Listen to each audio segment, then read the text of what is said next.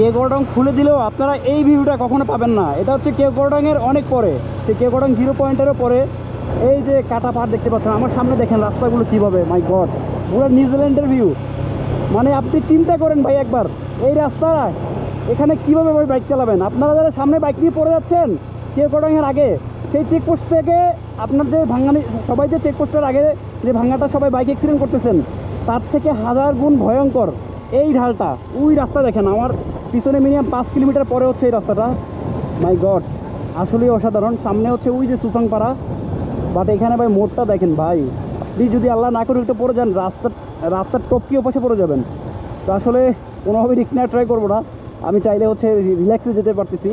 But আপনারা ওই যে ঢালটার কথা বলতেছেন, তার থেকে মিনিমাম 10 গুণ ভয়ঙ্কর হচ্ছে এই ঢালটা ভাই। মাই গড,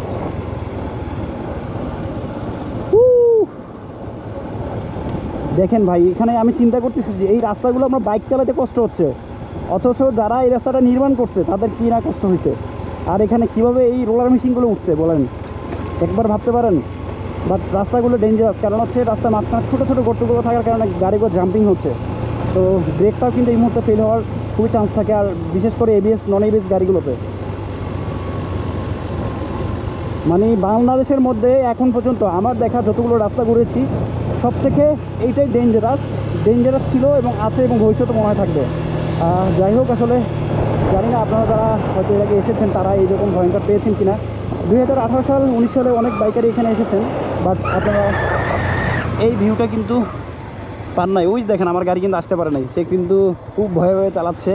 আর আসলে ভয় পেতেই হবে, কারণ এখানের যে জায়গাটা, মানে আপনি ভাবতে পারবেন না যে আসলে কী পরিমাণ ভয়ঙ্কর এখানে। আর আমার সামনের ঢালটা আরও ভয়ঙ্কর, দেখেন আমার সামনে মোড়টার পরে নিচে রাস্তা আছে, বাট রাস্তা দেখা যাচ্ছে না, এত খারাপ। কেওক্রাডংয়ের পরে হচ্ছে এই ভিউটা, মূলত কেওক্রাডংয়ের পর্যন্তই সবাই এখন আসতে পারতেছে, কেওক্রাডংয়ের পরে আসতে পারতেছে না। বাট আমি চিন্তা করতেছি ভাই, আমি এই ঢালটা থেকে নেমে আবার কীভাবে উঠবো চিন্তা করেন। আর ওই যে দেখেন উপরে কিন্তু রাস্তা আছে।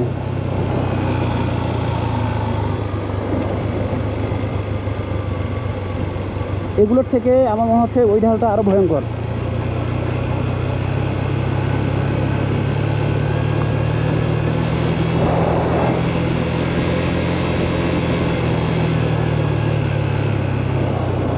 আবার কি ইউটার্ন, ও বাপরে, ও ইউটার্নটা নিয়ে আবার আপনি যখন আসবেন, সে কেওক্রাডং থেকে পানি পড়তেছে দেখেন, কেওক্রাডংয়ের নিচেই ঝর্ণাটা। আসলে আপনারা যারা আসেন নাই তারা এই জায়গাটা দেখতে পারবেন না। আর এই ঝর্ণাটা মূলত আগে ছিল না, এটা এই রাস্তাটা করার পরে নাকি হয়েছে। আর একটু দেখেন ভাই, মানে মাথা নষ্ট করা ভিউ পুরা।